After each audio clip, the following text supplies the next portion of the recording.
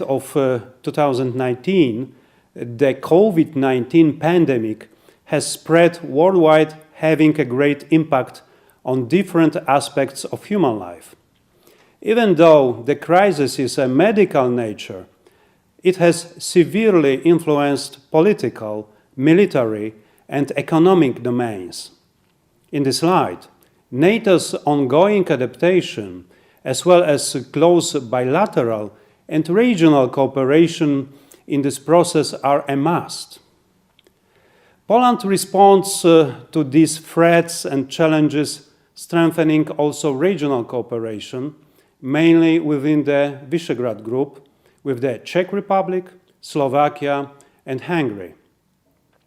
The V4 unity today is even more important than ever, contributing to NATO and the EU initiatives. In July, Poland took over the presidency within the Visegrad Group. Therefore, we intend our cooperation during the Polish presidency to be project-based, result-oriented, and tailored to the regional dynamics. The goals are bold, but so are the challenges. Poland's main military goal regarding the V4 defense cooperation remains unchanged. We aim to strengthen the V4 interoperability and joint development of capabilities that could be used within NATO and the EU. First and foremost, we will aim at establishing multinational formations and contributing to multinational forces and initiatives such as the Enhanced Forward Presence, NATO Readiness Initiative, NATO Response Force, Joint Logistic Support Group HQ, in the frame of NATO and the V4 EU Battle Group. We will continue with harmonizing defense planning and capability development, seeking to increase the impact of the V4 on capability development within NATO and the EU. We will conduct joint education and training exercises to enhance interoperability of our forces. We want to initiate the V4 cooperation in drawing the lessons from the COVID-19 pandemic in the military dimension. We will also look for possible V4 cooperation with partners, in particular those which are the most engaged in the security of the eastern flank, the US and the UK. The US presence in Europe, and particularly on the eastern flank, is a key factor for security of Central Europe and the whole transatlantic area. We need to maintain and even strengthen this presence through the next decade. US political leadership and meaningful military contribution is and will continue to be critical for deterrence and defense against the Russian threat. Therefore, we value the current and planned increase of US enduring military presence in Poland. In this context, we also welcome the US engagement in the Free Seas Initiative, bolstering the North-South axis, developing national military capabilities, strengthening them through regional cooperation to build stronger NATO and make closer transatlantic ties with the US, should be our way to prepare for the next decade. Definitely, it's Poland's way to build our common security.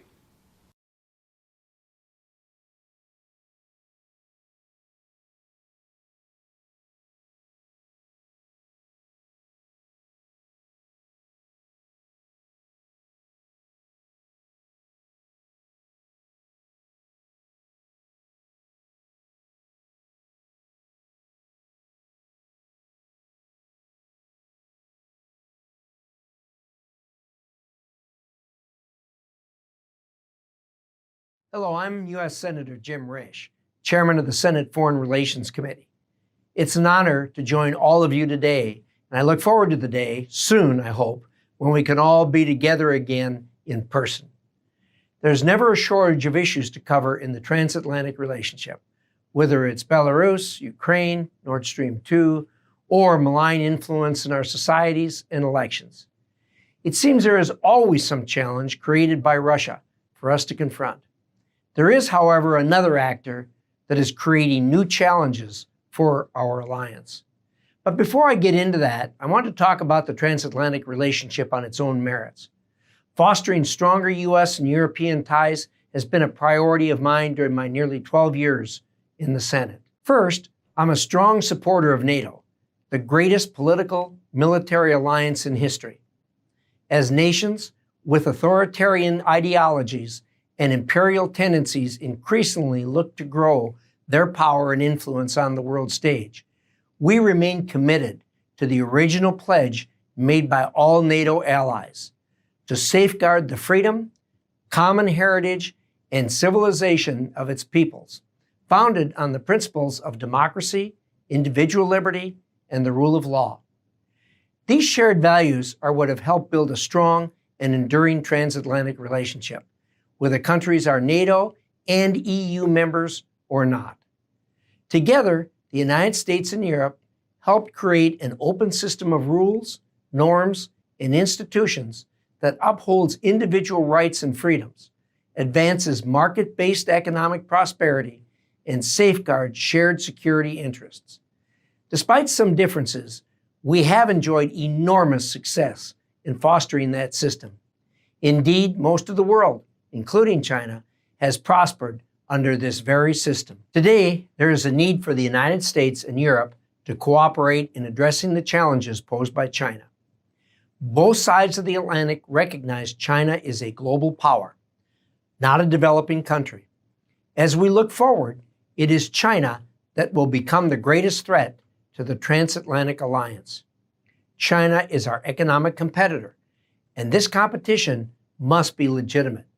We must demand greater reciprocity in China's adherence to the rule of law and international norms, which it signed up for when it joined the WTO and other international agreements. Unfortunately, China's vision is vastly different. The rights of the individual are subordinate to the interests of the state. Economic coercion for political ends is a legitimate form of statecraft. And might makes right on the high seas and in contract negotiations. This is our shared challenge. The European Union is correct to label China as a systemic rival, and leaders around the world have made clear that China must abide by its commitments and support an international system that is free, fair, and open. If China embraces these principles and truly wants to be a global leader in the 21st century, China will find the United States ready to cooperate. But until China pursues that path, the United States and Europe must be prepared to safeguard our shared interests, and we must do so with vigor, and we must do so together. We are making some progress. The United States and the European Union have both improved our screening of foreign direct investment.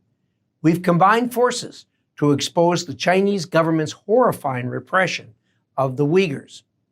And the US and EU have recently agreed to start a dialogue on China-related issues. These actions are an important start, but the challenges of China, which are many and widespread, require a sustained commitment. Together, we must ensure that the free international system we built together can withstand outside pressures. Without that, there certainly will be a collapse. It's absolutely important that we stay together on this. In July, I introduced legislation entitled Strengthening Trade, Regional Alliances, Technology, and Economic and Geopolitical Initiatives Concerning China Act, or the Strategic Act. It is a comprehensive approach to China with concrete policies in several key areas of the competition. Every aspect of this legislation highlights the importance of collaboration between the United States and its allies. None is more important than the transatlantic cooperation between allies. Addressing the challenges China poses will require balancing our long-term shared interests with our current nuisances. And yes, I know there are some frustrations between the US and Europe today on everything from tariffs to Iran to defense spending. We have overcome our differences in the past, committing to each other, to our collective security and common interests have always and always should override other issues. As China challenges us today, that same commitment must be paramount. We must work together to fend off China's political influence and coercion. We must have a healthy awareness of the control exerted by the Communist Party. We need better coordination to shape the future of technology and ensure a level playing field in industry groups that set standards and norms for emerging technologies. Chinese companies are playing a much more active role in these groups and undermining our values at the same time. To protect freedom and human rights, the United States and Europe must be active in how new technologies will be used. Despite frictions, there is ample room for us to cooperate on trade issues. A major priority for the US and for European partners is WTO reform, which we should all support. While the WTO remains crucial to a functioning international trading system, competing with China will require more than that. We must consider other ways to defend ourselves from China's economic malpractice, such as further cooperation on investment screening and better alignment and export controls to safeguard critical technologies. We should also work to secure and strengthen critical infrastructure, from energy grids to ports to undersea cables. China has already amassed enough economic and political might to coerce countries into deferring to China's interests. We must build a collective resolve to defend the system we built by working together. We welcome all our European partners, no matter their membership in the EU or NATO. Transatlantic security and prosperity requires that we continuously renew our commitment to each other and pledge to use all of our combined tools to succeed.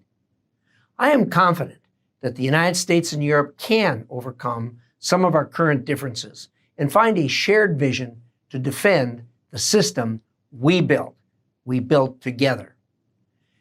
Thank you again for your kind invitation to share my thoughts and to be with you today.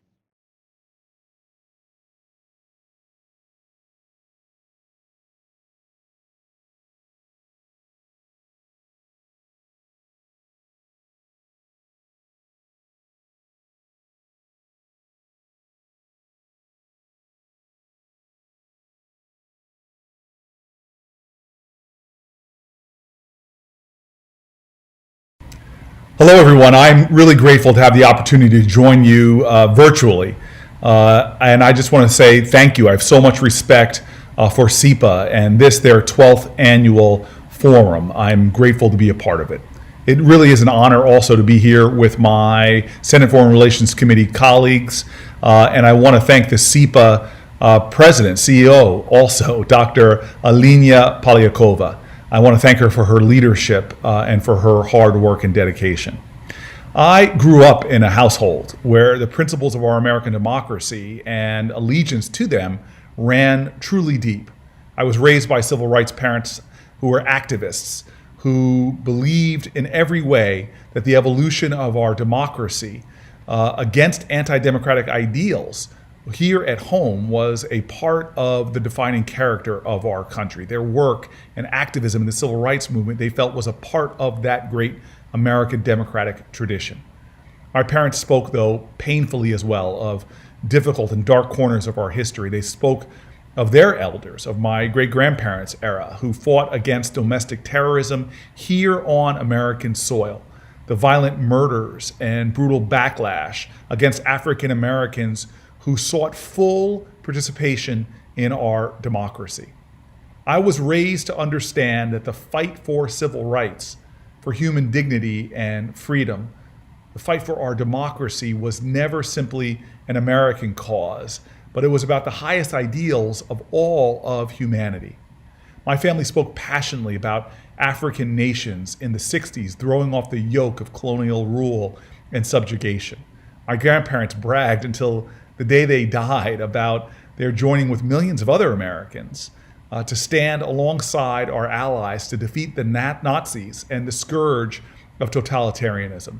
My granddad spoke a lot about his working at the Willow Run bomber plant to build the planes that helped us to win that war. And my grandmother talked so much about her victory garden and the two of them joining together to stretch their funds to buy war bonds to be a further part of that effort. They knew the truth, that we are stronger as a nation when we stand with other free people in pursuit of our shared values, our shared dream, and a more just world.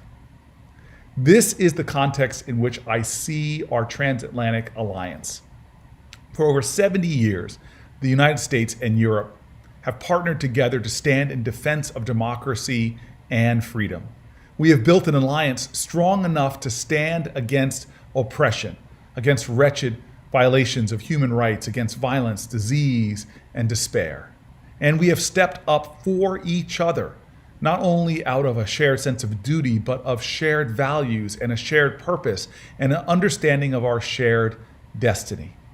NATO members stood in solidarity and support of the United States' security after 9/11, invoking Article 5 and committing themselves to our collective defense. And even when this nation was grappling with the natural disaster of Hurricane Katrina, for example, NATO flights transported tons of medical and food relief to devastated communities.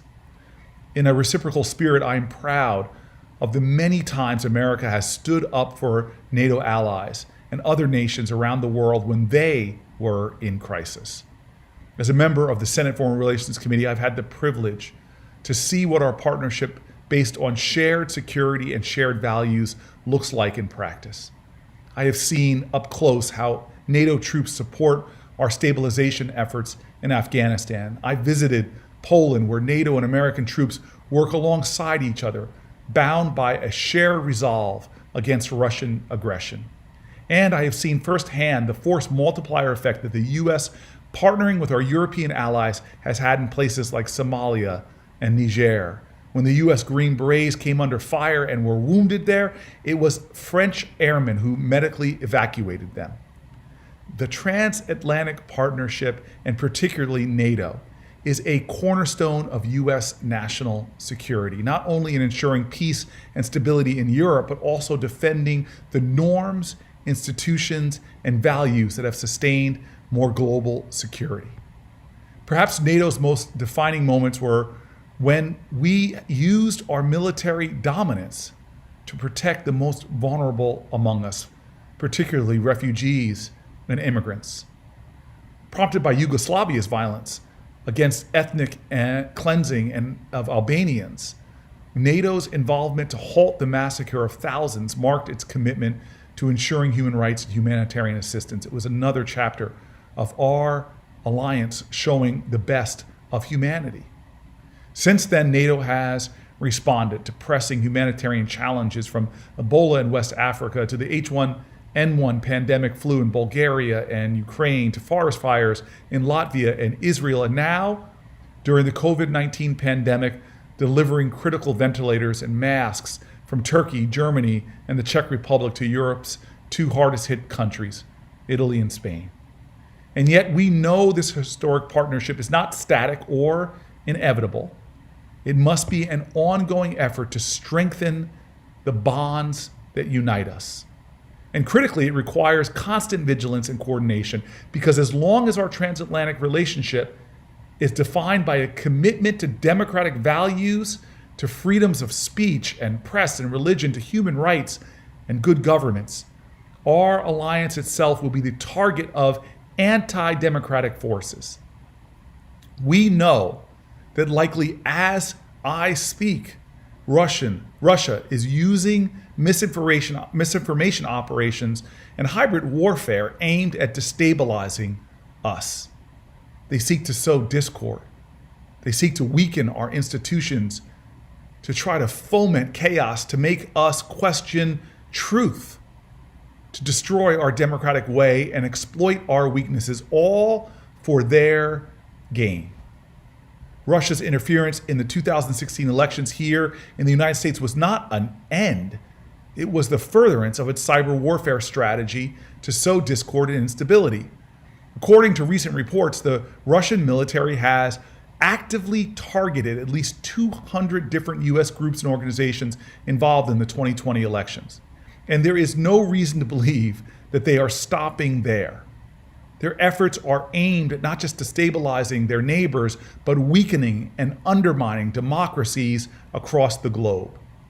Meanwhile, our alliance must also contend with the fact that China is experiencing remarkable growth, often on the backs of our open trade policies. While they violate our shared principles and human rights within their own borders, they engage in unfair practices and other activities that violate international trade law and undermine free markets.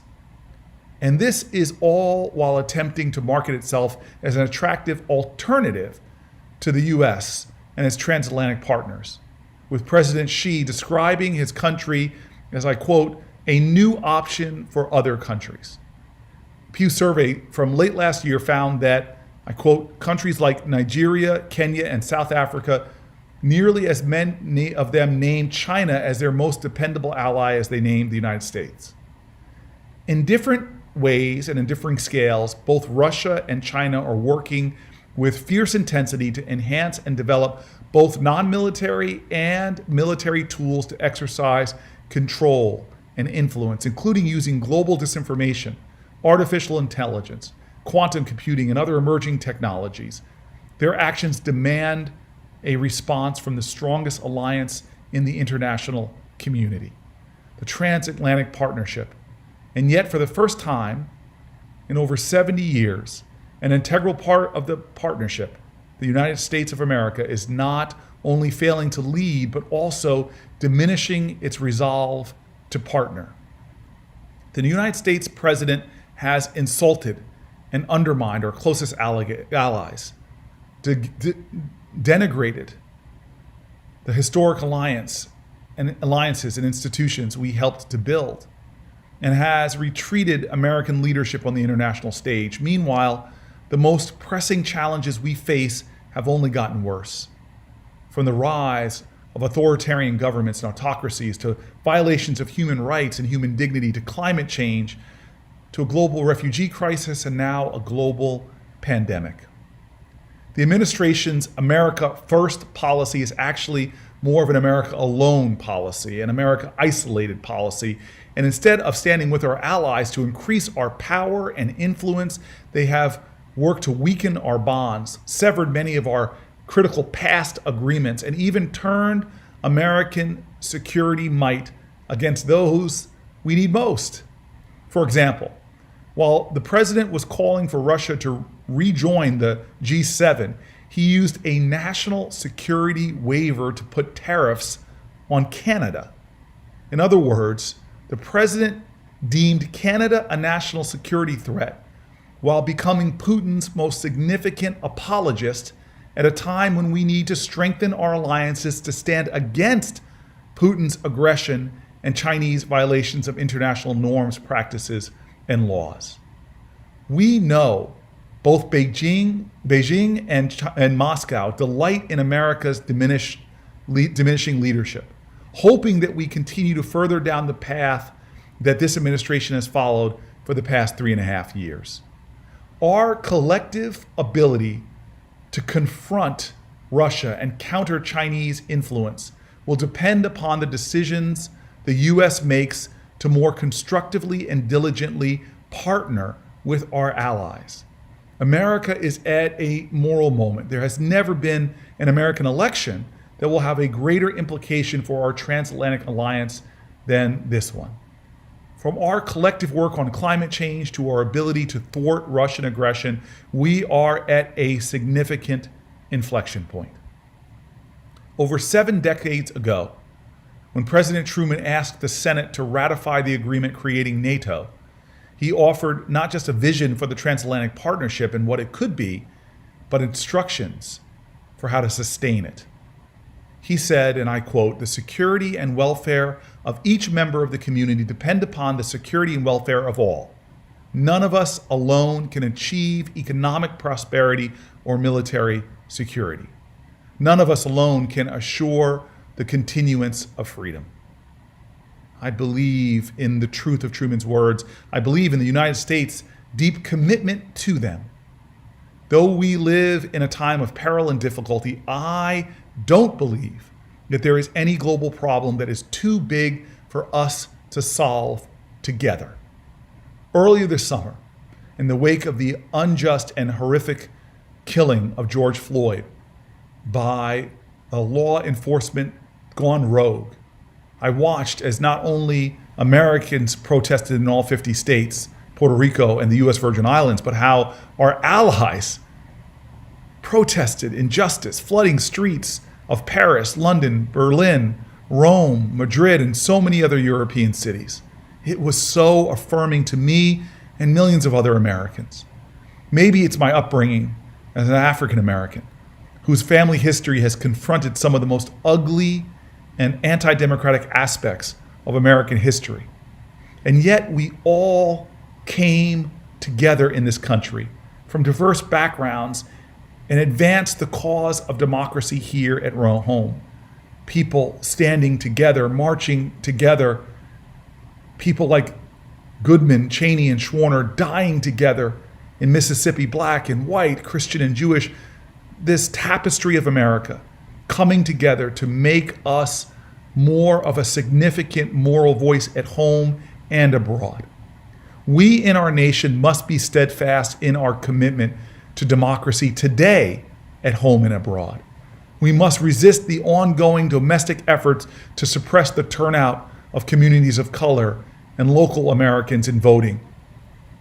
We must somehow make sure that whether a person is from whatever background, that the robust ideals of inclusion apply to all, that democratic participation is open to all, and fairness, that heroes like John Lewis fought for, are available to all.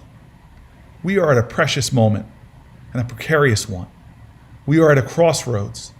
If we undermine our traditions, if we assault our democratic institutional integrity, if we weaken public faith in truth, in government, in free press, in our shared investment in our greatest civic heritage, then we not only do the work of our adversaries, but we run the risk of failing to fulfill what my family, so many of the American families, believe that America should be. In the words of that Hebrew prophet, me and so many other Americans believe that America should be a light unto all nations. In the dark challenges of today, may we all commit ourselves to being light workers, to ensure that our transatlantic partnership is strengthened, to ensure that better days are ahead and that the light of freedom and democracy will only grow brighter and brighter for each coming generation. Thank you very much.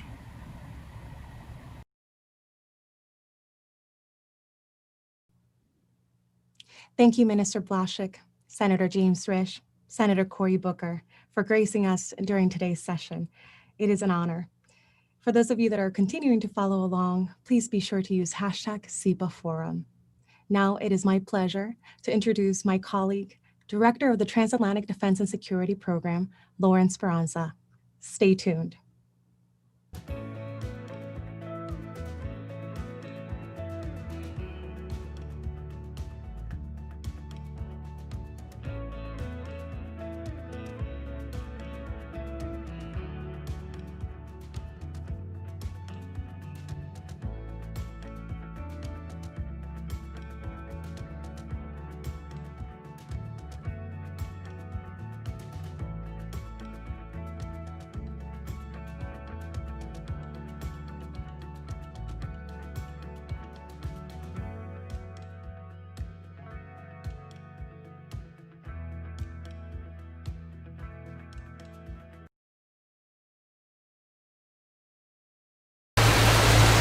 Hi, I'm Lauren Speranza. Director of the Transatlantic Defense and Security Program at the Center for European Policy Analysis. Our team is dedicated to developing innovative policy solutions to the 21st century's most pressing transatlantic security issues. In an increasingly contested world, our goal is to ensure the United States and its closest allies and partners in Europe can maintain their strategic edge. To do this, we focus on strengthening transatlantic institutions, promoting U.S. engagement in European security, and deepening cooperation with allies and partners. At this pivotal moment for the alliance, our work on NATO has never been more important. As we face open questions about the value and purpose of the transatlantic bond, we have a duty to restore and revitalize the transatlantic defense cooperation that has kept us free and at peace for the last 7 decades. But as the threats to our shared security rapidly evolve, it's clear that we can't use yesterday's playbooks to solve tomorrow's problems. While we have much to learn from our collective history, our alliance and our leaders also need new and creative ideas. And that's why at CEPA, we strive to bring diverse perspectives to the table, to ask the tough questions and come up with the novel answers. Through the dialogues we foster and the analysis we produce, we hope to pioneer a new agenda for transatlantic security, one that is more innovative, dynamic, and fit for the decades ahead of us. Our work is focused on 3 major forward-looking efforts. First is sketching the strategy. As NATO looks to 2030, we're brainstorming ways for the alliance to become more united, more agile, and more inclusive. We're outlining how NATO can balance an aggressive Russia, a rising China, and intensifying hybrid threats. We are forging a new strategy for NATO's next generation, built with the next generation. Second is bolstering the basics. We're looking at how the United States and its allies can strengthen regional security cooperation in hotspots of growing contestation, from the high north to the Nordic Baltic region to the Black Sea and the Eastern Mediterranean. Through our work on military mobility, we're helping the alliance increase its readiness and ability to act. Third is harnessing the power of tech. Through our newly launched Defense Tech Initiative, CEPA is helping the United States and its allies explore how to leverage emerging and disruptive technologies to enhance their own defense. We are thinking through how artificial intelligence, quantum computing, and synthetic environments can be used to support defense planning, warning systems, and decision-making around hybrid and conventional threats. We're also exploring how these technologies can be made more standardized, interoperable, and resilient for the future. Through all of these efforts, we continue our mission to secure tomorrow together.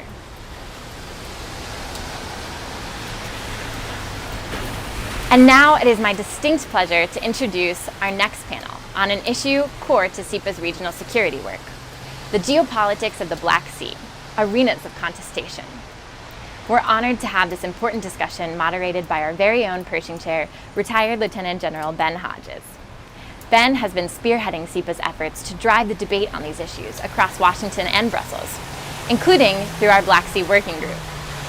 Ben, thank you for your work, and we look forward to a great conversation.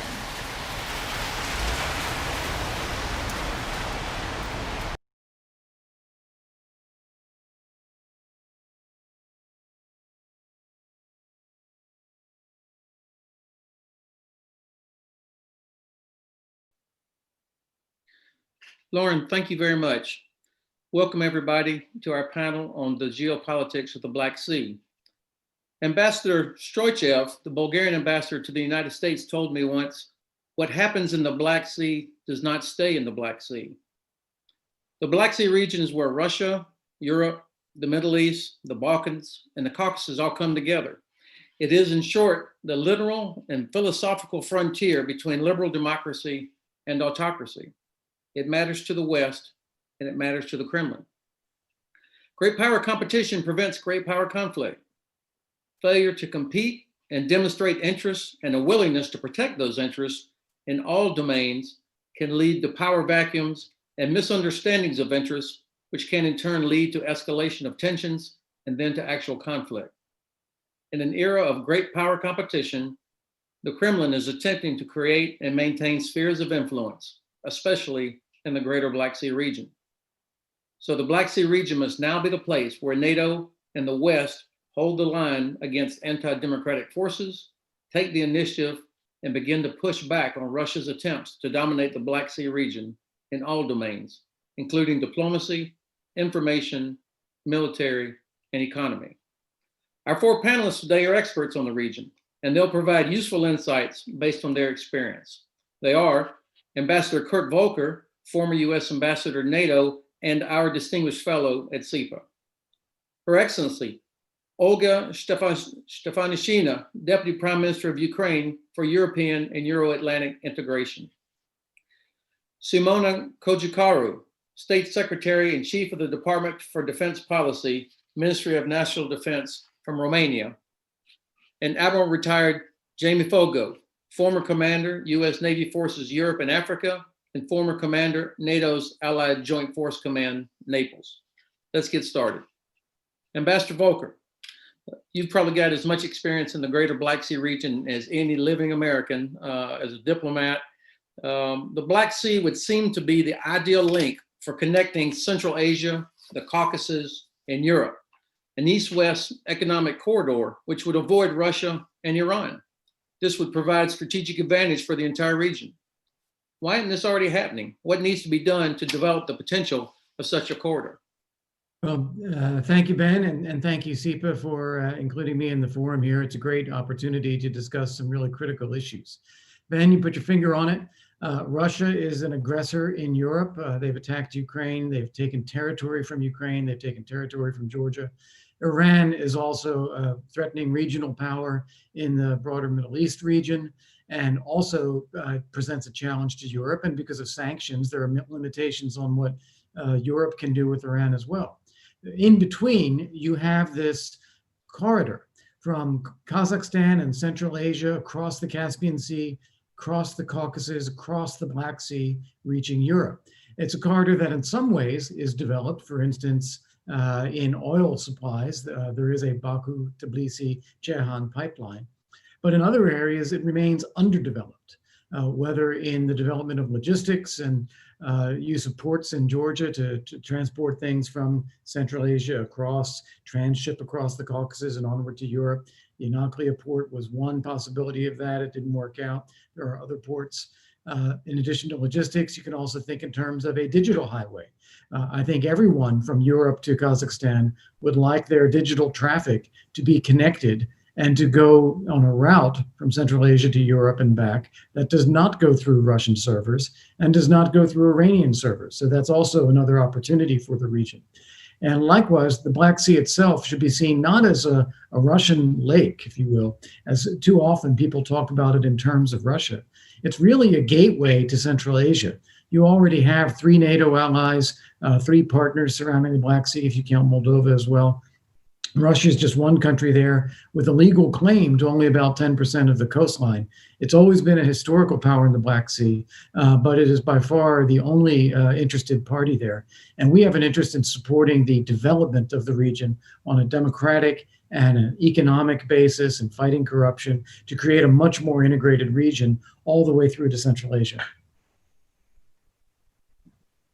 Kurt, thanks. So you mentioned 2 or 3 things there that I think are worth follow-up. Just a heads up to Admiral Fogo, Jamie, obviously what the ambassador just described is going to require freedom of navigation in the Black Sea. So if you would kind of hang on to that. And for Minister Kojikaru, Constanta, the Danube, that's on the other end of this corridor that the ambassador just talked about. I hope you'll be prepared to maybe talk about how Romania sees this corridor and what can be done to improve it. And then, of course, Ukraine, particularly Crimea, sits right smack in the middle of this corridor, and why control of Crimea is so important. So, Ambassador Volker, if I could come back to you, you mentioned Georgia and the port of Inaklia. This is something that seized my imagination when I first heard about it, that finally Georgia could truly become the sort of the portal between East and West that I think it always believed it could be. But for some reason, this port could never get off the ground, even though you had American investors along with Georgian investors. Hundreds of millions of dollars were invested in it. But honestly, it seems to me that the government never really had their heart into it. There were countless obstacles. Could you, And that doesn't chime with what the State Department recently said, that Georgia is a great climate for investment. So help us understand this. Right. Well, this is a tough one. And with every business deal, there's always more than one side to the story. Like you, Ben, I met with the Anaclea Port Consortium business leaders. Also, I've spoken with some of the potential American investors, and I've spoken with the Georgian government as well. And I think they did have an interest in it, but they wanted to limit the liabilities of the Georgian government, how much they could commit to. And so for a few, I think, legitimate business reasons, the deal never really came together. There was just not quite enough there and not enough will on all sides to pull it together. I think it is and it was and is a strategic project. There may be some alternatives that will develop now in the future, and I hope one day the volume justifies coming back to Anaclea. There are issues about the free port that surrounds it. There are issues about the level of capital investment. There are questions about whether the government would be willing to guarantee a certain level of tonnage, which of course would put a burden on the Georgian taxpayer if they made such a commitment. So I understand the reasons why that didn't work. But there's another dimension here. I wouldn't say it in the case of Anaclea, but I'd say it in some other ones. There is a Russian sensitivity to the success of the Caucasian states and the success of Central Asia. They don't want to see these kinds of corridors succeed, whether it's digital or whether it's logistics or whether it's gas. And Russia does play a spoiler role to try to make sure that things continue to get routed through Russia. So that's one factor there. Another factor, and I think it's a case of glass half full, glass half empty. If Georgia compares itself to other states of the former Soviet Union, yes, it looks pretty good. It is one of the more attractive places to go for investment. And in fact, the Development Finance Corporation is considering putting a regional Development Finance Corporation office in Tbilisi to work on projects throughout the area. I think that's terrific. But on the other hand, if you compare Georgia to modern developed democracies and market economies, there are a number of issues that investors have trying to invest successfully in Georgia. There are issues about the courts and the fairness of the courts, and there are issues about the heavy hand of the bureaucracy and government sometimes. And just in the digital area, you may be aware that the Parliament, in a very rushed fashion this summer, passed legislation that sought to overturn the investment of an Azerbaijani company in Georgia's online infrastructure. On the one hand, of course, you can understand Georgia having an interest in its own national security infrastructure, but passing legislation that would effectively have the government take over an existing foreign investment or reverse that investment or appoint directors or fire CEOs of companies, those sorts of powers are anathema to a foreign investor. And I think really raise a question about what the investment climate could be going forward. I hope the Georgian government clarifies these things quickly so that Georgia presents itself again as a positive investment climate for foreign investors. Thanks for that, because I really do believe that private investment is just as important to helping to stabilize and secure the region as is the presence of military or diplomatic and information efforts as well. So making it attractive to Western investment so that Germany and the Netherlands begin to take a real interest in what's happening to the borders of Georgia, for example, or why is part of Ukraine still occupied. Yeah. And if I can just if I can pick up on that, Ben, I think that's exactly right. It takes a proactive effort to attract the right kind of investment, to create the right kind of climate. Because if you don't do that, there are plenty of other places for capital to go. So you need to proactively create it. And that is really anchored in rule of law and public-private partnerships and an understanding of what investors need. So I think that's something that still needs attention. Ambassador, thank you. So let's turn to Ukraine now. Deputy Prime Minister Stefanishina, Madam, what is the current security situation in the Black Sea, and particularly around Crimea and Sea of Azov from the Ukrainian side? Kafka's 2020 exercise is underway right now. There are always threats and intimidation. How do you see the security situation from Kyiv? Thank you, Ben Hodges, and let's bring more Ukraine into the discourse.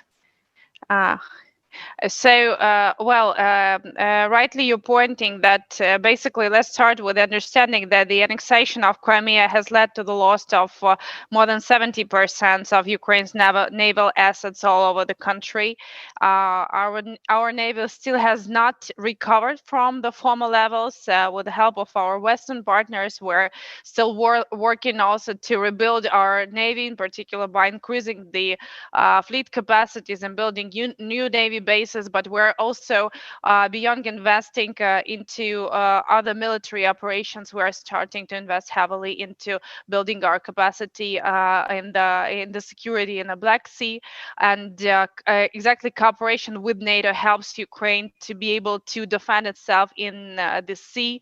And as you may be aware, in July, Ukraine hosted the Sea Breeze 2020 maritime drills, which has been a strong signal to all the international community, showing that despite the coronavirus and obvious obstacles, NATO stands with Ukraine in this very very important moment, and allies had experienced itself the daily threats Ukraine faces with the security in Azov and Black Sea, with the Russian Federation, and the let's say warnings our Navy officers heard from Russian authorities saying that we're breaching their so-called territory. And these signals, which were heard by many navies from Bulgaria, Georgia, Norway, Romania, Spain, Turkey, and Ukraine, and the United States. And it's very important that, having granted EOP status to Ukraine, we're hosting the Caucasus. We're looking closely to the Caucasus 2020 drills, but we're also holding the national trainings at the Black and Azov Sea, and also in the territory of Ukraine, in a response also to these trainings. Anyway, coming back to the topic, after the Russian Federation occupied Crimea in 2014, the progressive militarization of the Crimea Peninsula is being carried out on a daily basis. It is fixed by our officers, and it's fixed by different stakeholders. Russia is in the midst of the massive naval shipbuilding program using Ukrainian Navy fleet, and as Russian Navy grows stronger, it moves more vessels to the Sea of Azov, a clear attempt to create a strategic imbalance favoring Russia in a Black Sea region. And also Russia increases the number of its military personnel, which is being the data which is accumulated on a daily basis and very visible. And now we're happy that security in the Black Sea becomes not only the issue of the national interest, but also the issue of the interest NATO putting on the top of the agenda.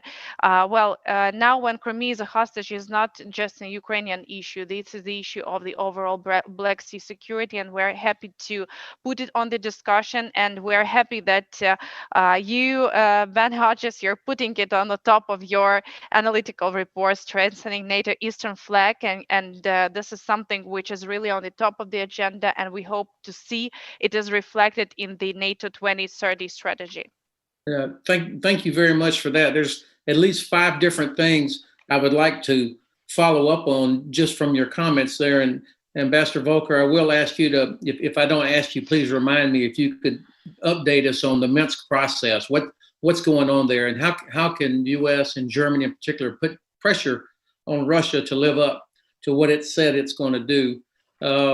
One of the examples that you mentioned, also the Sea Breeze exercise has grown each year, and Admiral Fogo, maybe in a minute, you could also talk about how could we grow Sea Breeze, connect it to the Noble Partner exercise, connect it to Sabre Junction, all the different regional exercises to get more out of that.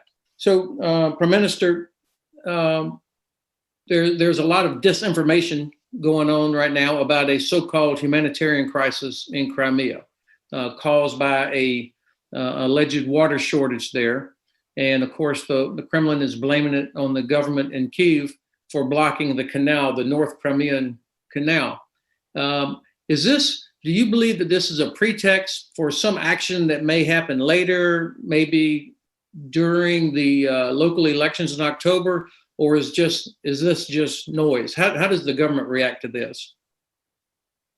Thank you so much for this question. Basically, Ukraine is the nation which has built a strong resilience to the Russian propaganda, and basically, we have a very unfortunate but a very strong experience in this respect. And the issue you're raising is not a new one, and especially when it comes to a hot political season back in Kiev, Russia is trying to take each and every effort to use it against Ukrainian authorities, just to make clear that the issue with water to Crimea is not the issue, basically, because all the humanitarian needs are ensured by Ukrainian side. Where when we are talking about the water supplies to the Crimean Peninsula, the subject for discussion is the supplies for the industrial needs, and this is where Ukraine is no longer reflective, because it does not come to the protection of the human rights.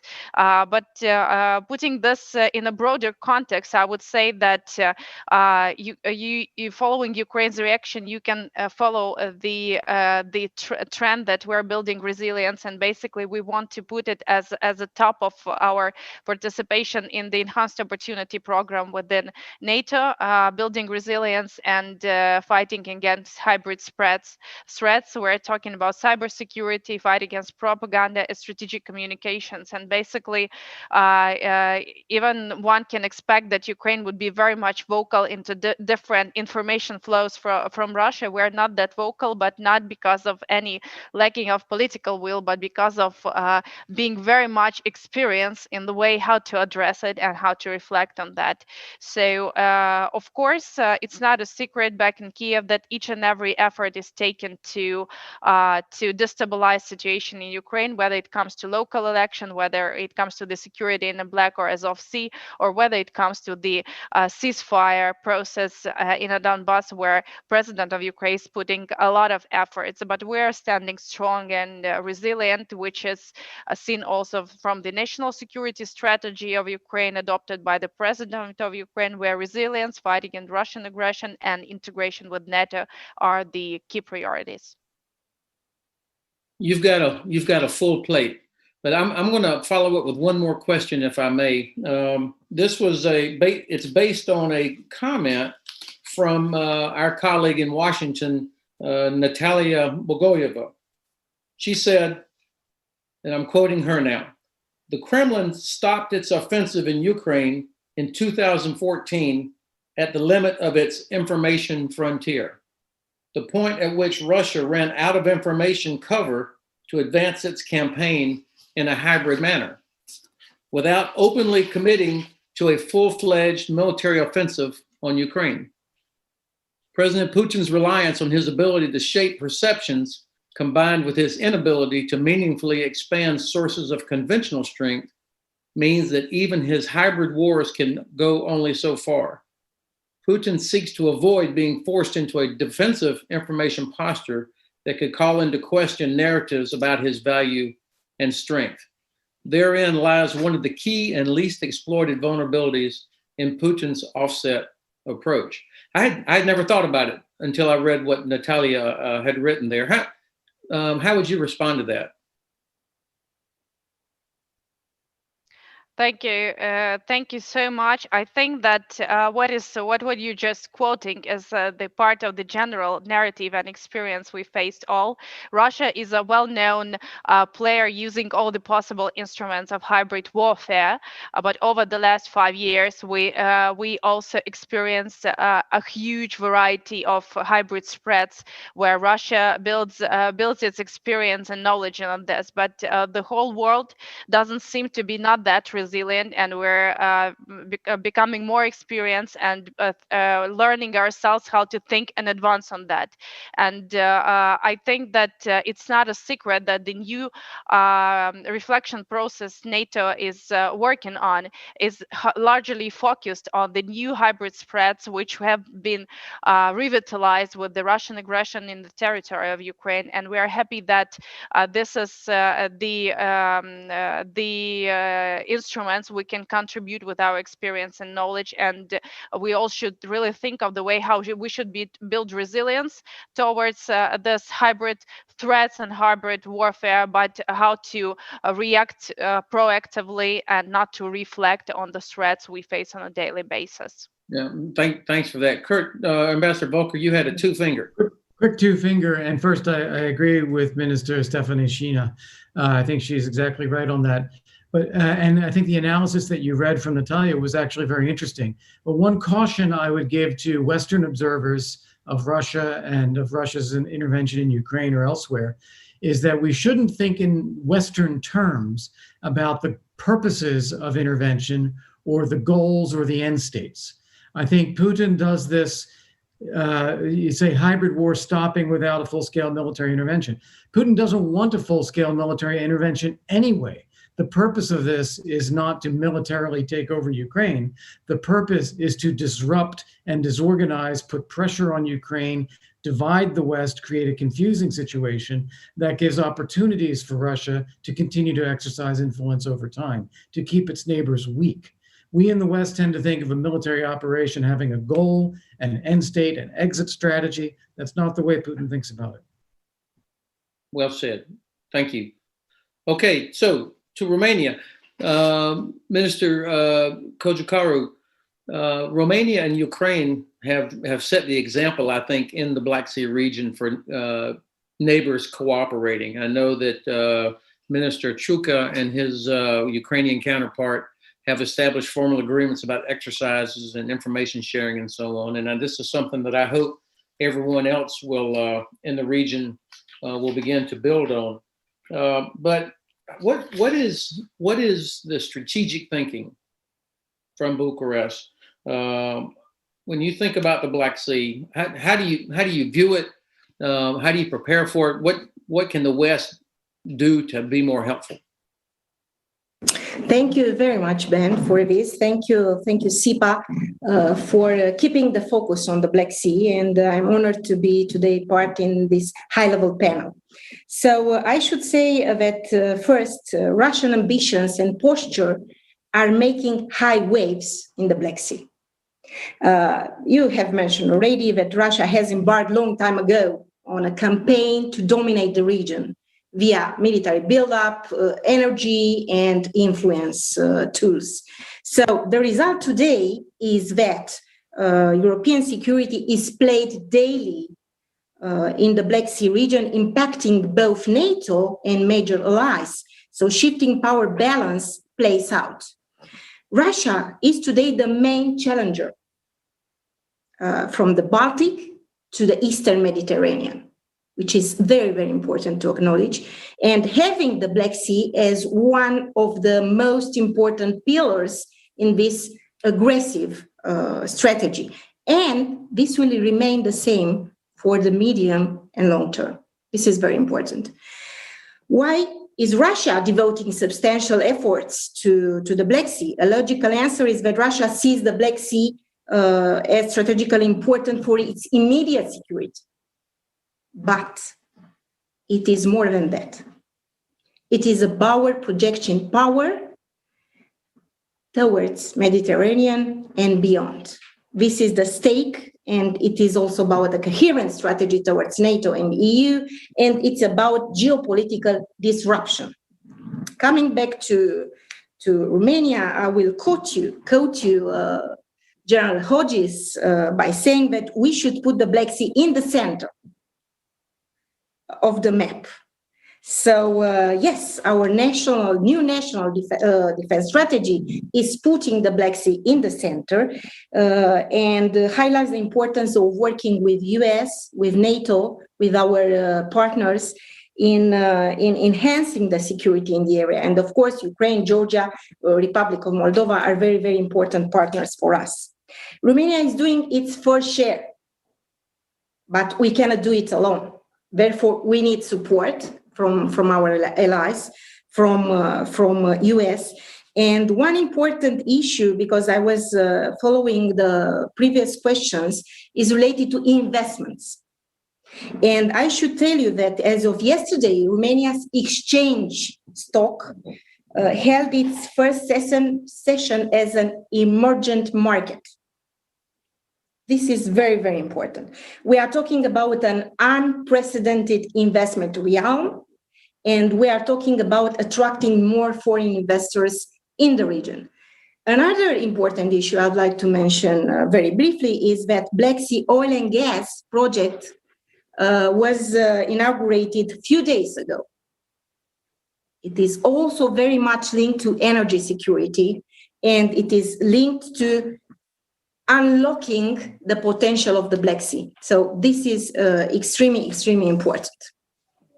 Moreover, I should say strengthening allied deterrence and defense. And you know, Ben, very well our stance on this issue. It's important to have more NATO here, more US here, in an attempt to have viable, credible deterrence and defense at the Black Sea. This is very important, and to enhance the overall alliance and European security and stability. Okay, I've seen the time. I don't know if I could go back. If you asked Ben to talk a little bit about corridors, about interconnections here, in response to a previous question. Sure. Let me. That was going to be my follow-up. Actually, was when I've been to the port of Constanta a couple of times. You see, it's a huge port with great potential. And then, of course, I've crossed back and forth over the Danube River multiple times, but neither the Danube or Constanta seem to be at full capacity. They don't have the business that they could. Obviously, if we had this economic corridor, the demand on Constanta and for traffic on the Danube would increase significantly. What do I have that right or wrong? And what could be done to make the Romanian end of this corridor more attractive? So, as I said, we are talking a lot these days about foreign investments, about developing gas and oil and maritime presence here, because these are part of the geometry of the region, and economy, military build-up, modern capabilities are all part in this geometry. I should say that indeed the security of this essential infrastructure in Constanța and in the Danube area is very, very important, is crucial for the European and global trade, and at the end of the day, for the prosperity of the region. And I should say, Ben, that we see the Danube as a vector for mobility, for military mobility, and for reinforcements in the Black Sea region. And we do think that Danube could reset, in a way, would be an option to reset the stationing of the ships in the Black Sea, because, the Montreux Convention and all the limitations there. So Danube could be an option towards VCM at the end of the day. Thank you very much, Minister. So, shipmate, Admiral Fogo, you've certainly, in your several years as the commander of Joint Force Command Naples and U.S. Navy Europe, did everything you could to increase NATO and American naval presence there in the Black Sea region. Why is Russia a problem for us in the Black Sea? Why did you have to work so hard to try and improve naval capacity there? Thank you very much, Ben, and thanks to CEPA for inviting me here for my first event as a retired admiral. And Ambassador Volker, it's great to see you again, and ministers, thank you for participating.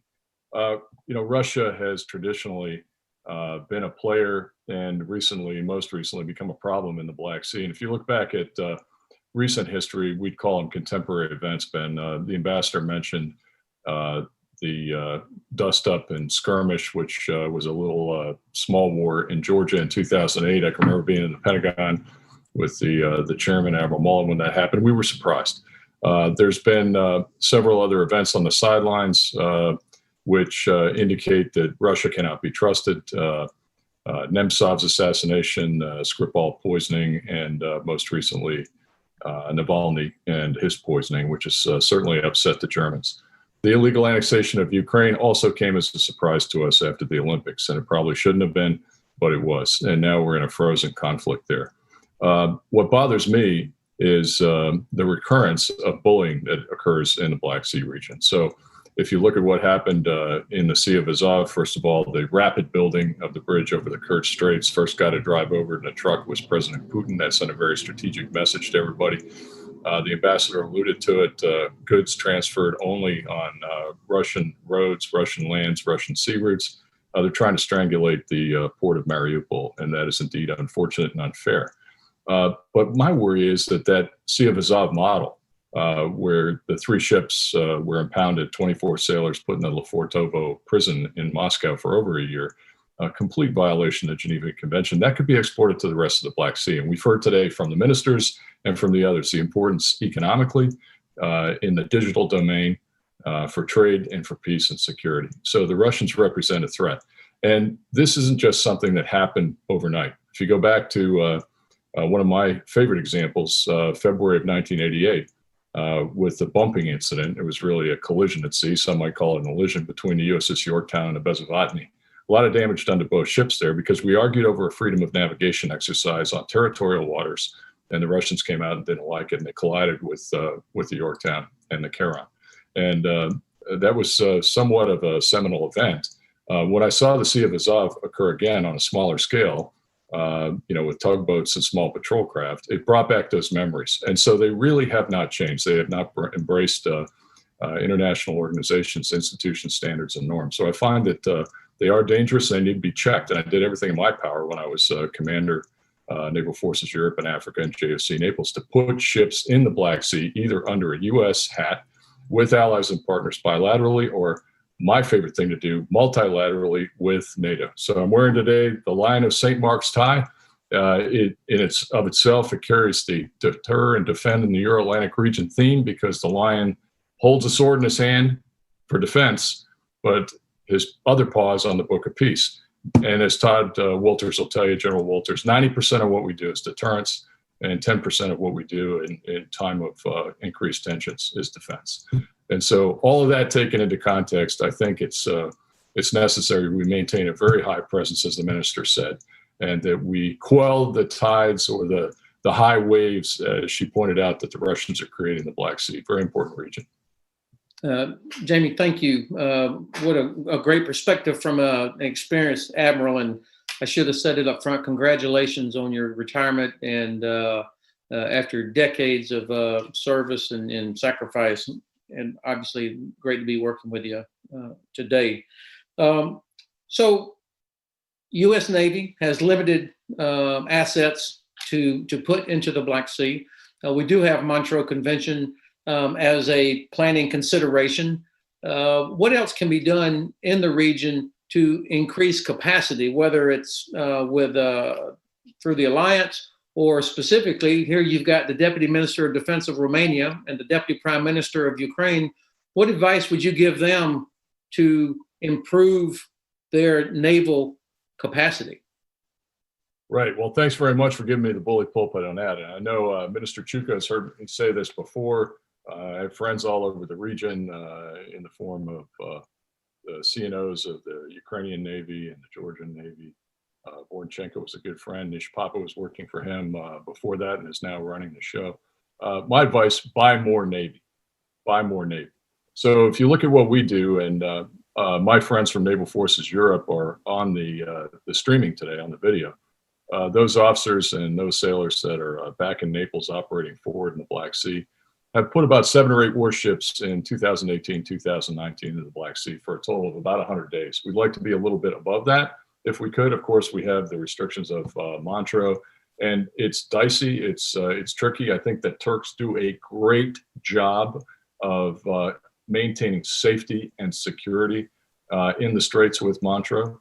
We never had a problem. I was there, Ben, as you know, as a 1-star, as a 3-star 6th Fleet commander, and as a 4-star. Always a very cordial relationship and always very accommodating. But there are limits. Obviously, the limits are there.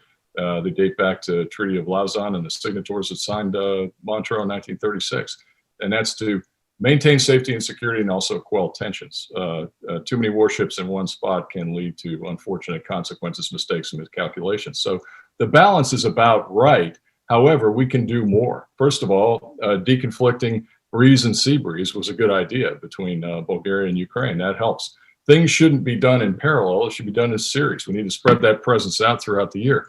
If the United States is putting 8 warships into the Black Sea, NATO should be able to do the same, but not at the same time, so that we have presence 2/3 of the year, and our partners and allies in the Black Sea can take the additional third.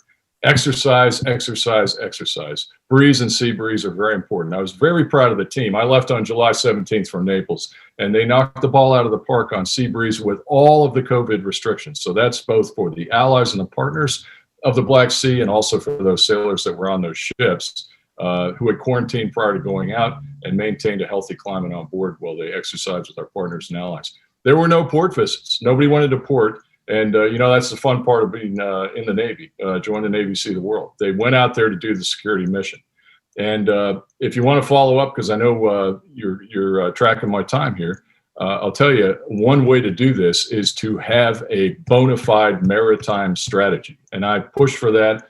And I foot stomp that every time I get a chance, and I'd be happy to comment on that a little bit later. But well, actually, let's do that now. By the way, I think I just heard you, a sailor for over 40 years, say that the best part of being in the Navy is when you get on land. If I understood what you just said, but anyway, we can settle that on the 12th of December when Army beats Navy. So, how about explain for just a minute? Well, what's the difference between naval strategy and maritime strategy? I was corrected by an admiral one time. I hadn't thought of the difference. What is the difference?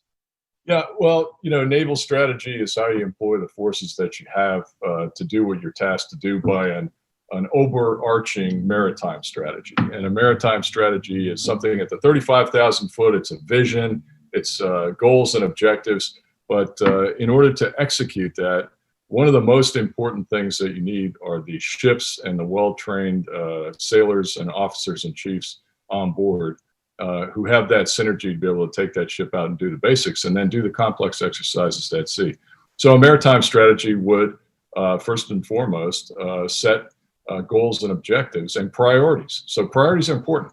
If you look at NATO is, and the headquarters I commanded at JFC, the AOR was from the North Pole to the Cape of Good Hope, from the Mid-Atlantic region, 45 west, all the way to the shores of Crimea. That's a huge chunk of sea space, including the Arctic, North Atlantic, GI-UK gap, Baltic, Mediterranean, and Black Sea. Where's the priority? Typically what we would do, mea culpa, is run to the sound of the guns. Where is the latest hotspot?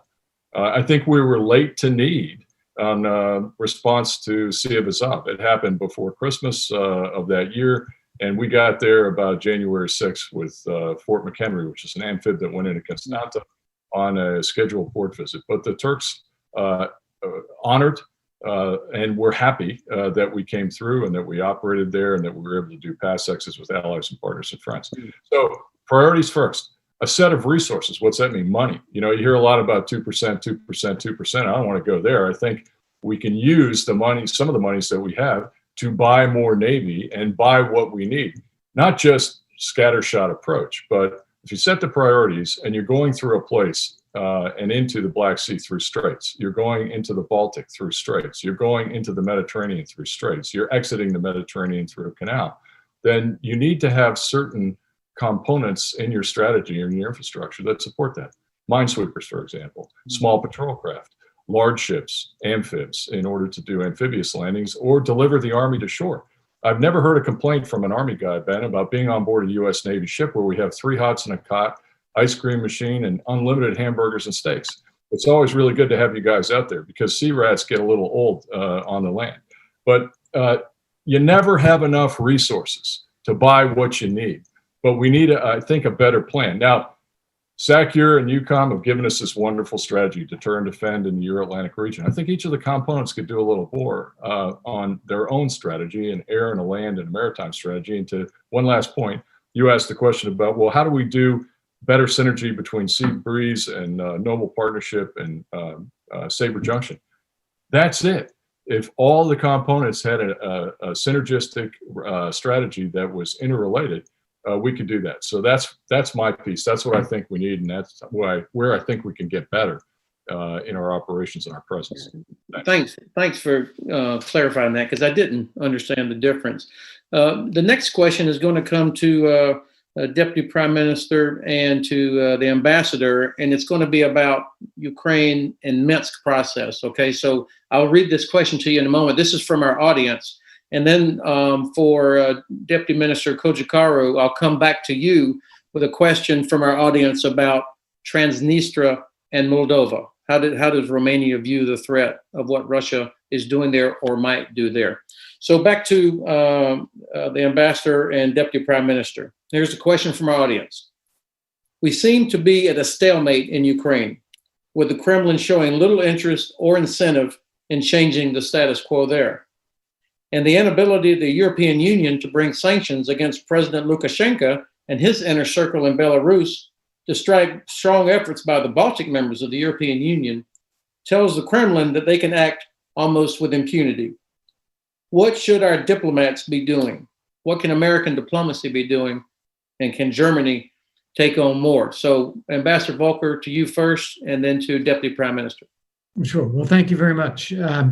So first off, I think the premise of the question is correct, that I think President Putin is quite content with the situation as it is. He doesn't feel a need for resolution. He's happy to see this play out, and low-level hybrid war against Ukraine that weakens Ukraine and divides Ukraine from Europe. In that context, I think there are several things that American diplomacy should be doing. We are doing some of them, but there's even more that we can do. One of them, get our new ambassador on the ground out there. General Keith Dayton has his business meeting of the Senate Foreign Relations Committee today. I hope he gets a floor vote and gets out there by the end of the month or early October. That would be ideal. Second, I think we do need another U.S. Special Representative for Ukraine negotiations, position that I held for 2 years. That's a different role than the role played by the ambassador on the ground. That's one negotiating with Russia, coordinating with France and Germany, keeping policy together in Washington, working with NATO, EU, Canada, UK, and so forth. It's a different type of diplomatic job. Another, and one of the functions of that job, is to make sure that sanctions remain in place and escalate as needed, so that Russia sees that the sanctions will not go away unless it brings peace in Ukraine and gets out of Crimea. Another is increase the costs for Russia, for Putin domestically. It is not a popular idea in Moscow to see Russian soldiers killing Ukrainian civilians or Ukrainian soldiers. People don't understand why Russia would be fighting its brothers inside Ukraine. And this is why Putin tries to keep this under wraps, why he doesn't acknowledge the overt military action there. And it relates to the other issues that we see now, whether it is the protests in Belarus, where he's trying to put them down, keep Lukashenko in power, but not intervene overtly. The protests in Khabarov, where they're waving Belarusian flags. Why some people in Russia felt it was necessary to poison Navalny. There are pressures inside Russian society, and we need to be increasing those pressures concerning the ongoing war in Ukraine as well. And I think if we do all of those things, we create a circumstance where Putin may eventually conclude that it's not worth it. He's not going to succeed in preventing Ukraine from developing as a modern European democracy and market economy. And he's not going to achieve his strategic objectives of dividing Ukraine from Europe. If he sees that, he's going to see that there are high costs that he is paying that he's probably better off not paying. Thanks, Ambassador. Jamie, just a heads up, listen to the ambassador reminds me of what your role was as a commander supporting ambassadors. And after we finish with the Deputy Prime Minister and Deputy Minister of Defense, I'll come back to you and ask you to talk about how does a senior flag officer support the various ambassadors in the region. So, Deputy Prime Minister, what is the status of the Minsk process? What could the United States be doing? What could Germany be doing to be more helpful to push this process along? Thank you so much. And fully supporting what Kurt was just saying, I can only add that there's no unique format we can invent so far, except of being calling for international community to be vocal on the situation in Ukraine and the occupation of the territory of Ukraine and the annexation of Crimea. Ukraine remains fully committed to implementation of the Minsk agreement. You know that on a permanent basis, we're initiating and holding the meetings of the trilateral group, and rather clearly stating our commitment to the continued ceasefire regime, and does not stand for the manipulations from the Russian side as regards the breaching it from our side. So we're doing our best to make sure that we're contributing to the Minsk process as much as possible without victimizing our national interests. And this is clear from all sides. Of course, Russia is very much interested in making things quiet and showing Ukraine as a weak and failing states. And a lot of efforts are taken to invest in propaganda and disinformation about the reforms agenda in Ukraine, not only on the information related to occupation and of the territory of Ukraine and annexation of Crimea, but also as regards the commitments to the reform agenda. So in this context, the only possible response I see here from the international community, which can be divided on the two tracks. The first is that we should remain having the sanctional pressure over the Russian Federation in terms of violation of the territorial integrity and sovereignty of Ukraine. We should remain vocal that there is a Russian aggression on the territory of Ukraine, but also we all together should form this national or international address and support of Ukraine's reform agenda in terms of addressing Ukraine's aspirations towards NATO membership, but also addressing our expectations in terms of deeper economic integration and investments in Ukraine. Of course, I know that there are a lot of expectations in terms of the reforms agenda, and we're doing our best to address these expectations in the shortest possible run. And we're doing a lot of things here, trying to recover our economy after COVID-19. But the vocal politics of the international community and addressing our aspirations, I think, is the best possible response to the situation, which is possible so far at this moment. So, yeah, it's impressed me, the women and men of Ukrainian armed forces over the last 6 years, how your armed forces have matured, how they stopped Russia. I mean, they stopped the Russian armed forces, which is impressive. And my own soldiers would tell me how much they learned working with Ukrainian armed forces, because Americans have never been under Russian artillery fire or Russian rocket fire. We've never been on the receiving end of the electronic warfare capability. And so Ukrainian people would be very proud of their women and men in uniform and the resilience that you talked about. Let me ask you one more question before I come to Minister Kojakaru. It's about Belarus. I watch the incredible courage of women in Belarus. If I had a vote, I would vote for them to get the Nobel Peace Prize. What can Ukraine do, or what should the West be doing to support the people in Belarus? Thank you so much. Ukraine's been rather vocal at each and every stage of the protests at the streets of Belarus and Minsk, following the protests related to the outcomes of the so-called elections in the Belarus. Unfortunately, now we see that the situation situation is not that stable. Ukraine has been demonstrating the commitment to dialogue, and from the very beginning, we saw that Ukraine can play a crucial individual role as a mediator to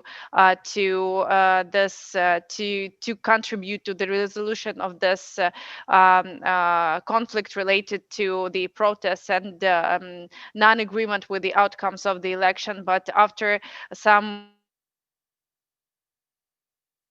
to the Wagner's case, but also related to direct accusations of Ukrainian authorities as regards posing Ukraine as a reason for the protests on the streets of Minsk. It really does not contribute to the dialogue. We're judging any violence on the streets. You know, Ukraine has faced the revolution of dignity, and we understand that the voice of the people, of the population, is crucial.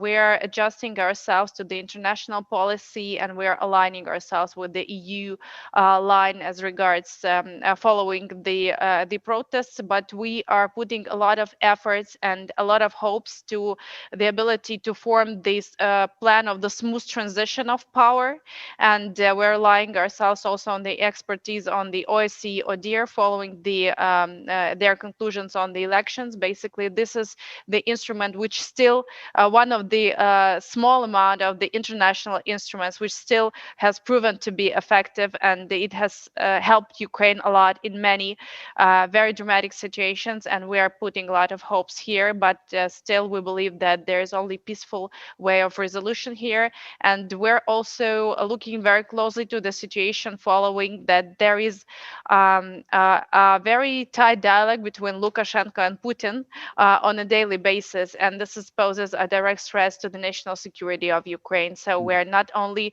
treating the situation as a internal situation in Belarus, but the one which is directly effective not only Ukraine but all the region and all the Europe in generally.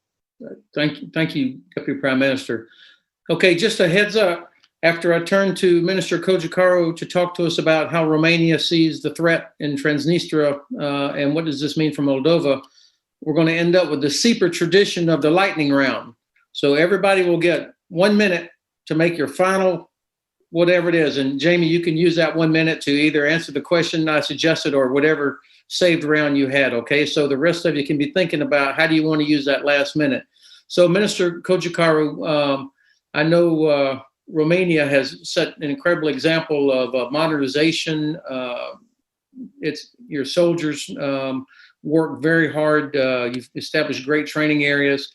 You've got threats in multiple directions. Minister Chuka was the one that first opened my eyes to the Black Sea. He said, Ben, we have a border with Russia too. It's called the Black Sea.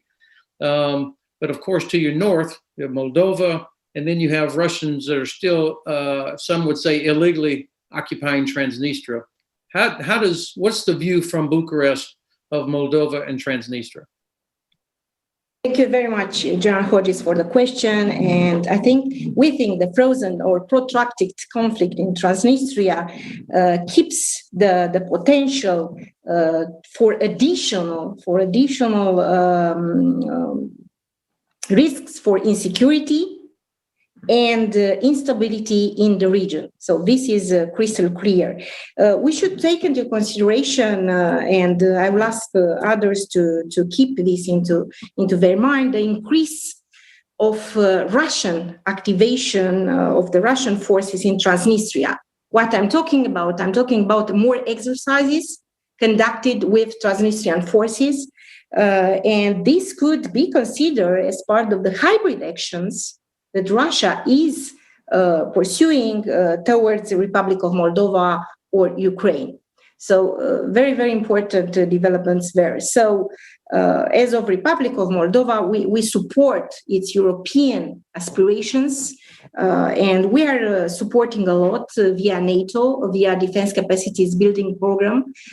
We have also bilateral programs to help them to reform the armed forces, and we are putting a lot of energy towards this same. So very, very important Я думала сказать, что как бы каждая из сторон, whether it's ally or not, has a strong experience and the way to respond. So I'm just listening the Deputy Prime Minister of Ukraine. Sorry. Okay. Bottom line, an important risk in the region is part of the belt of the frozen conflicts surrounding the Black Sea. So this is part of the grand strategy of Russia to keep the frozen conflicts, to put it like this, hot. In order, to have a leverage on different regional actors in the area, on different countries. So it's important to keep a watchful eye on what is happening in Transnistria and not to neglect what is happening there in relation with, more exercises, as I said. Thank you. Thank you very much. Okay, in the CEPA tradition, we have 3.5 minutes left. So lightning round, 1 minute to make your final point. Ambassador. All right, thank you. Rule of law. Ukraine, Georgia, and Moldova have some of the lowest GDP per capita in Europe. Part of its geography and the Soviet legacy, but another part of it is the reliability and transparency of good governance, of rule of law environment to attract foreign investment. I think President Zelensky has done a great job in promising investors that they will have help. That there will be someone from the government ready to work with them if they make investments of a certain size. But that still doesn't substitute for fixing the overall rule of law environment to begin with. And that's true throughout the region. And I think geopolitics, people like us, will focus on these things anyway, but investors are going to need that business climate to really pull them in and build the fabric of the relationships between these countries and the rest of Europe and the United States. Ambassador, perfect. Thank you very much. Deputy Prime Minister, 1 minute. So hard to put in 1 minute, only 2 points. The first one is that speaking about the strategy and the security in the Black Sea and Azov region, we should really focus on not on reflecting or reacting, but on preventing the threats, and we should mobilize all our efforts, and Ukraine is ready to mobilize these efforts as the new member of the NATO, which is rather natural. And I really support that the reforms agenda is on the top of the issues, and Ukraine remains committed to the reforms agenda in security and defense sector, and this is also part of the greater contribution into the collective security over the region. Deputy Prime Minister, thank you very much. Deputy Minister, 1 minute. Engagement, presence, resilience. So 3 main pillars for our strategy in the Black Sea. Engagement, we need to put in practice one threat, one flank, one presence, which is very, very important concept for the NATO eastern flank and for the Black Sea region. Presence and modern capabilities. I should say that only just last week we marked the delivery of the first Patriot system in Romania, which is a very, very important achievement. We are now the first ally on the eastern flank to have such a system. We are very proud of, so we are investing a lot in modern capabilities. 2% of GDP for defense is allotted in the years ahead for defense. Resilience, evolving threats, needs proper approaches, whole of society. We need to help our partners and to improve their defense capacities, to be more resilient in front of the new threats. We will overcome COVID-19, but traditional threats are here. So we have to do more together. Well said. Congratulations on being the first to accept delivery of those Patriots. All right, shipmate, take us home. You've got the last minute. Thanks, Ben, and a very passionate topic for me, although I didn't know you were going to ask me that question. A long time ago, I wrote a piece for Proceedings US&I called "The Navy is an Extended Arm of Diplomacy." This is about Navy and relationships with ambassadors and country teams. Theodore Roosevelt loved the Navy, and in that piece I wrote one of his quotes: "A good Navy is not a provocateur of war, it's the surest guarantor of peace." So I took a lesson from Grog Johnson's playbook. He's a mentor of mine. He was an admiral. He had my job. He used to do regional ambassadors conferences. When I worked for Admiral Mullen and Under Secretary Gates, the two of them used to say, "I'd give the State Department the full budget of an aircraft carrier if I could, to expand diplomatic operations and what they do around the world." I subscribe to that. So I brought in the regional ambassadors for the Balkans, for the Black Sea, for Southern Mediterranean and North Africa. I established personal relationships, and I'll just rattle off a few of these people who became friends: Braithwaite, Huntsman, Satterfield, Pyatt, Kosnet. Kosnet was a right-hand man in Kosovo. Clem, Rieker, Cormac, Dayton. I hope he gets there today. Hero, Burns, Ward, Eisenberg, Buchanan, and K. Bailey Hutchinson. And they depended on us as much as we depend on them for good advice. If we ever had to do a non-combatant evacuation operation, that's why Admiral Mullen used to say, never miss the opportunity to go to a country team meeting. That should be your first stop in any country visit around it. And that's what I did. And so the Gene relationship helped us do our job, and we helped them do their job. And it's intertwined. It's got to be a partnership. And I fully subscribe to that. Thanks for letting me expound on one of my most passionate. I was pretty sure you would be able to deliver on that.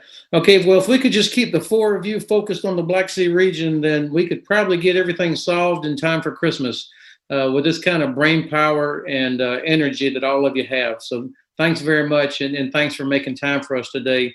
And that concludes our panel, and I'm handing it back over to CEPA Maine. Thank you very much. Ben, thank you for leading that conversation, and many thanks to our terrific lineup of speakers for shining the spotlight on the Black Sea region. Now I'm pleased to introduce a group of speakers from a region core to CEPA's work.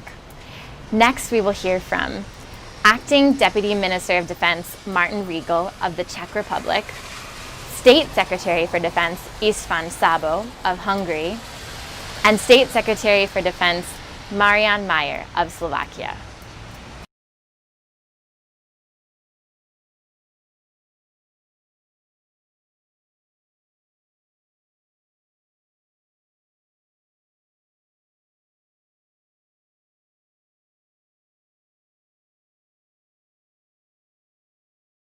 Dear organizers, first of all, let me thank you for the opportunity to address this forum.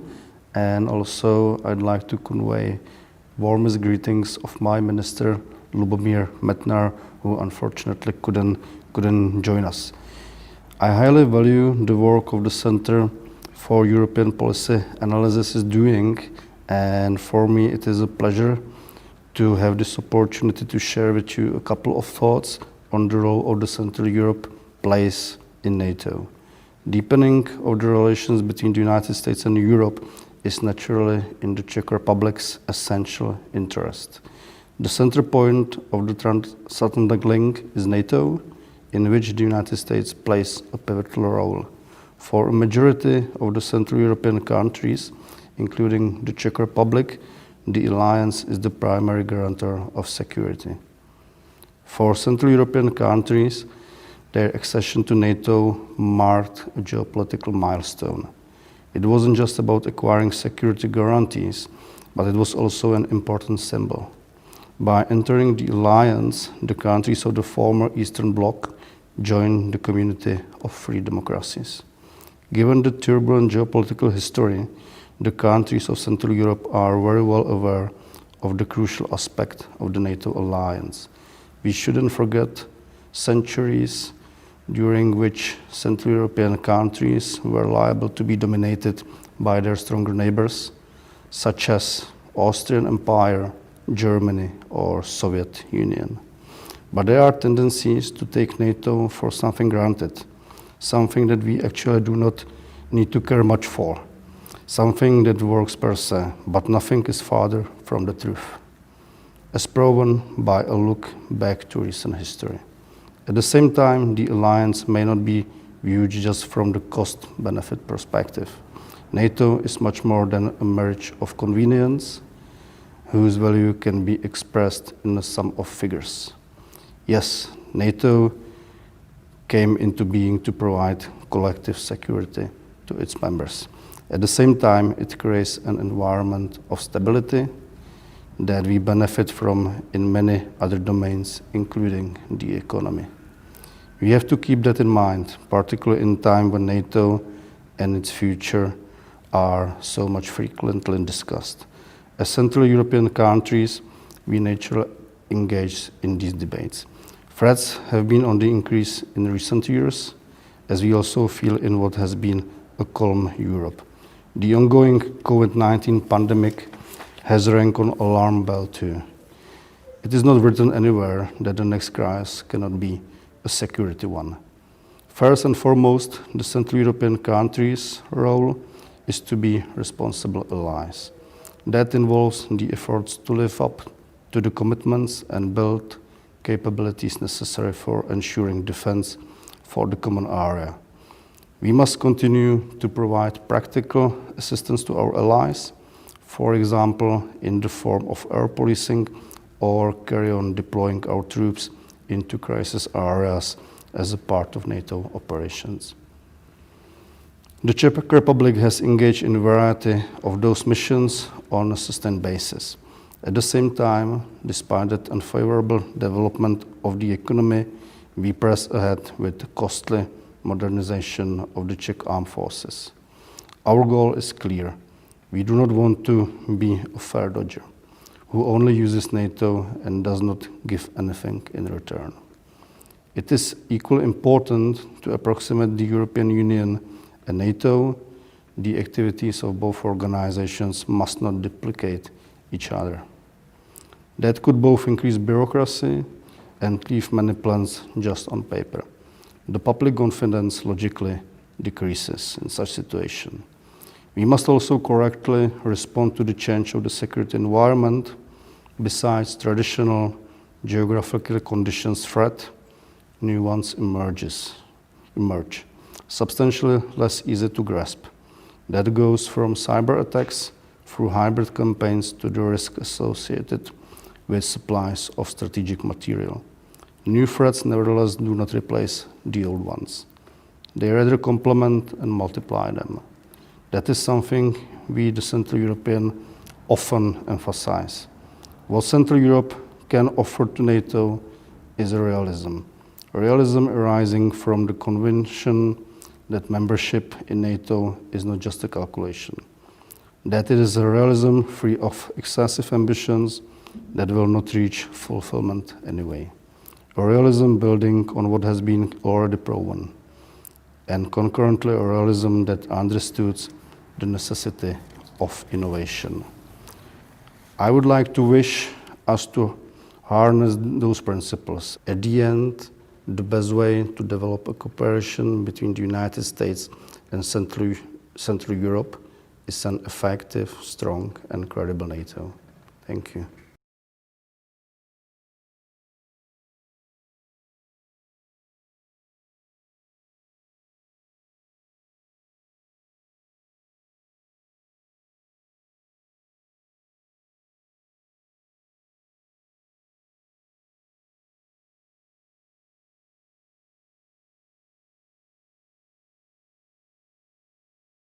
Ladies and gentlemen, dear colleagues. First of all, I'd like to express my appreciation to the Center for European Policy Analysis for organizing this forum and for the opportunity to share the Hungarian perspective in line with my V4 colleagues on transatlantic security and defense. Hungary truly values the hard work this institution has undertaken in a challenging environment to preserve the close transatlantic relationship. As you know, Central Europe has experienced profound security shocks in the past decade. Be that the migration crisis or the annexation of Crimea and the ongoing war in Ukraine, or even a growing focus on cybersecurity and hybrid threats. This has catalyzed a renewed sense of purpose in both transatlantic and regional defense cooperation. Hungary, located at a unique geostrategic location, right at the crossroad of both the so-called Eastern and Southern challenges. First, let me make it clear from the outset that NATO is the cornerstone of our security and defense. It is a vital security interest for Hungary to have a strong and effective alliance that is able and willing to respond to military threats and challenges originating from all directions. Please let me reflect on some specific steps we have taken in recent years to shore up our defenses. After the adoption of the Defense Investment Pledge at the Wales Summit in 2014, the Hungarian government made the decision to gradually increase defense expenditure to 2% of GDP by 2024 at latest. In practice, this means that in under a decade, we are to almost triple our defense expenditure in nominal terms. At the same time, we have launched a comprehensive and systematic modernization program with the acquisition of modern military equipment. The program is in line with our NATO commitments, and it places much emphasis on the interoperability of our forces with our allies. We also intend to revitalize our national defense industry. Hungary remains fully committed to the stabilization of the Western Balkans. In our view, long-lasting stability cannot be achieved without the full Euro-Atlantic integration of the countries in the Western Balkan region. Based on our kindred culture and joint history, countries of the Central European region know and understand each other.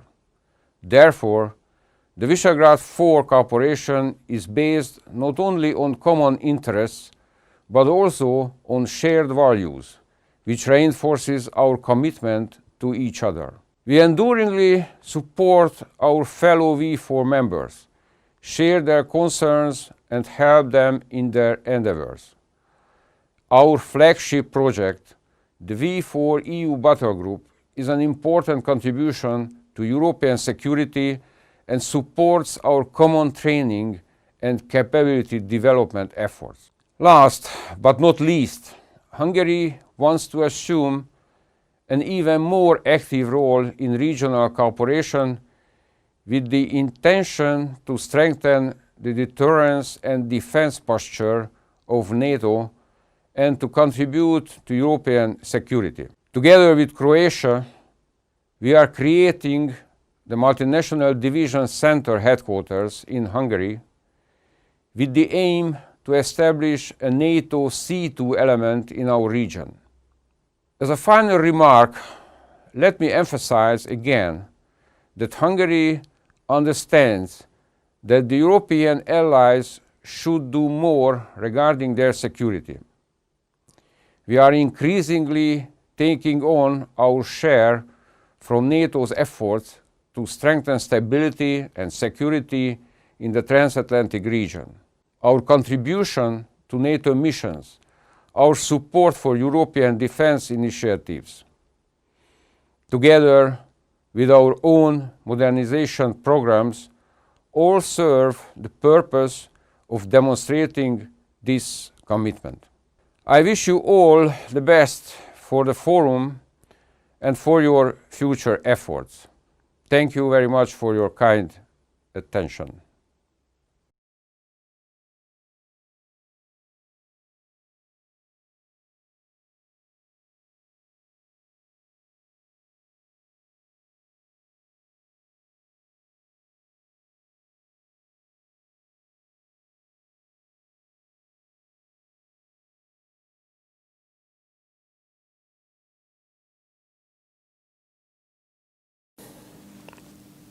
Good morning. I would like to thank CEPA for organizing this prestigious event. It is a true privilege to address my fellow statesmen, experts, and the wider public. Let me start with a categorical statement. There is no alternative to the Transatlantic Alliance. It is the best guarantee of security for the Slovak Republic. All the challenges we face today we can address most efficiently together. In my understanding, transatlanticism is a specific expression of determined unity. Unity that was caused by the fight against the evils of the 20th century, Nazism, fascism, and communism, but which was also solidified by our quest to preserve a rule-based international order, elevate poverty, preserve and extend our prosperity, but also to face and address the key security challenges of our times. The list of these challenges is unfortunately a long one and a rather complex one. While the challenges posed by Russia are long-term and external, the impact of the global pandemic of COVID-19 is imminent and very much internal. Beyond these challenges, we are also witnessing that continuously growing tendencies of populism, disinformation, and nationalism are testing the resilience of our societies. Thus, They are posing a key security challenge. As a country, we have never believed in free riding. Contrary to that, we are seeking to address these challenges in line with our fellow transatlantic allies and European partners. Within NATO, we are seizing the momentum to make transatlantic defense and security stronger by enhancing both the military and the political pillars of our alliance. We are en route to meet our defense investment pledge, expressed via committing sufficient resources to our defense, which means 2% of GDP, and to our capability development, which means 20% of defense budget. Actually, despite the challenges fiscal landscape of these days, the current Slovak government upholds its ambitions to fulfill the pledge by year of 2024. But it is not only about the finances. We believe in the balance in the so-called 3 Cs: cash, capabilities, and contributions. Thus, we are also emboldening our footprint in international crisis management. International operations and missions are a key indicator of our contribution, and I'm glad to state that Slovakia is maintaining its presence in the Baltics, in Latvia, in the Western Balkans, in Cyprus, in Afghanistan, in Iraq, and is starting its engagement in European training missions in Africa. With the European defense initiatives, such as PESCO or EDF, we are fostering the so-called European pillar of NATO. We are doing it with the primary aim to close the capability gap between Europe and the US, in order to make Europe a more engaged and capable stakeholder in the transatlantic alliance. While doing it, we have to avoid any duplication of the NATO's core role. Slovakia has a single set of forces. We cannot afford any kind of competition between NATO and the EU in defense. Our effort to enhance EU defense cooperation has to be complementary and in coordination with NATO. Slovakia has always been supportive of the participation of third states in PESCO projects, especially when it comes to our closest allies, and we urge for fast adoption of the decision on the third states' participation in the PESCO projects. We also believe in the need to invest more in capabilities development in Central Europe, following 2 tracks. On one side, we need to address the generational investment deficit, but on the other side, we must be innovative and embrace technological trends to truly modernize our forces. In this regard, we will be making considerable progress towards our goal of establishing a fully capable heavy mechanized brigade, and for that aim, we will be investing in the acquisition of military equipment, but also into human resources, education, personal equipment, and training. With the ongoing acquisition of the newest version of the F-16 fighter jets, we are proudly opening a new chapter in the history of our air forces. Finally, we are adopting a considerable, more active approach also within the realm of countering hybrid threats. We have already initiated a series of steps that are aimed to increase our societal resilience. Through active StratCom and transparency-based engagement with the wider public, we are seeking to create conditions for increasing public support for our strategic objectives. Importantly, the fulfillment of these strategic objectives has recently been endorsed by the joint declaration of the highest officials, including the President, the Prime Minister, and the Speaker of the Parliament. Our principal aim is to ensure that transatlantic relations are sustained and strengthened on all fronts, including defense and security, economic cooperation, and our cooperation on promoting democracy, rule of law, and human rights. Thank you for your attention.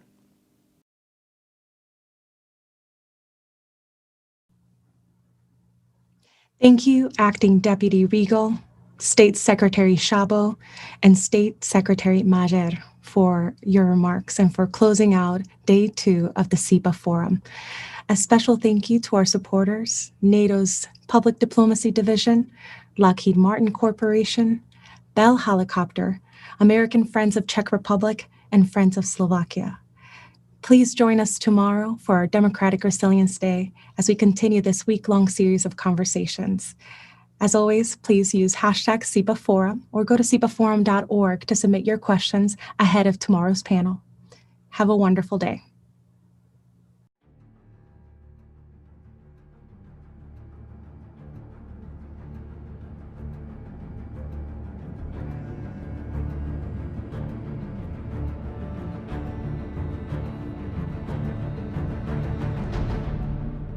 As we speak, many nations fighting for their freedom, for sovereignty, for independence, for territorial integrity.